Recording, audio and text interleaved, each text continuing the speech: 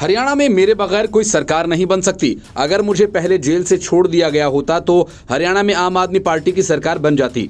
Jail में मुझे torture किया। मैं हरियाणा का बेटा हूं, टूट नहीं सकता। कोई चपरासी भी अपनी नौकरी नहीं छोड़ता। मैं तो सीएम का पद छोड़कर आया हूं। मैं राम हूं, उनकी तरह ही सत्ता का त्याग किया है। अरविंद केजरीवाल ने पूरे हरियाणा में घूम घूम कर इसी अंदाज में चुनाव प्रचार किया।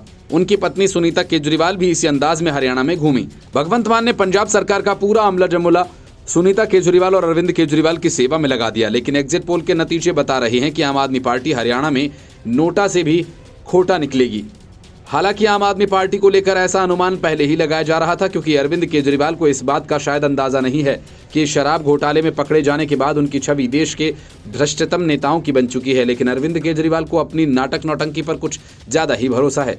वो भरोसा तो हरियाणा में टूट गया और माना जा रहा है कि उनका बचा खुचा भ्रम भी दिल्ली विधानसभा के चुनाव में टूट जाएगा।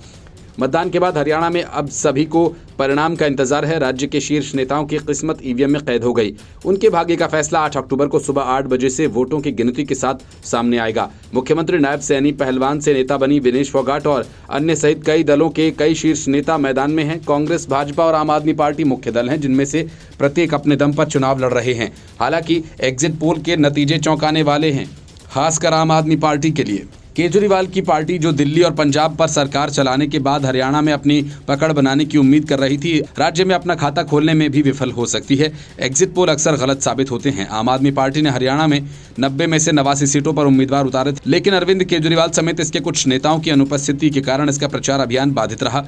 दिल्ली शराब मामले में गिरफ्तार किए गए केजरीवाल और उनके करीबी सहयोगी मनीष सिसोदिया को चुनाव से ठीक पहले जमानत मिल गई। वैसे 2019 में भी आप हरियाणा में खाता नहीं खोल पाई थी, लेकिन राष्ट्रीय पार्टी का तमगा हासिल करने के बाद पार्टी को बेहतर प्रदर्शन की उम्मीद थी। हरियाणा अरविंद केजरीवाल का गृह राज्य है, वो यहीं से आते हैं और पार्टी को उम्मीद थी कि वो यहाँ अच्छा करेंगे। लेकिन एग्जिट पोल के नतीजों में आम आदमी पार्टी को बड़ा झटका लगता दिख रहा है।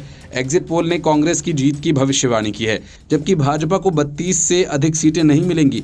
लेकिन आम आदमी पार्टी को एक भी सीट मिलती नहीं दिख रही। आम आदमी पार्टी ने अपनी तरफ से कांग्रेस के साथ गठबंधन करने की कोशिश की थी, लेकिन सीटों के बंटवारे को लेकर बात टूट गई। आम आदमी पार्टी 10 सीटों पर अड़ी थी, कांग्रेस उसे इतनी सीटें देने को तैयार नहीं थी। आखिरकार बात टूट ही गई। राज्य कांग्रेस के नेताओं को लगा कि गठबंधन से पार्टी की संभावनाओं को नुकसान पहुंचेगा, क्योंकि राज्य में ज्यादातर कांग्रेस और भाजपा के बीच सीधी लड़ाई है।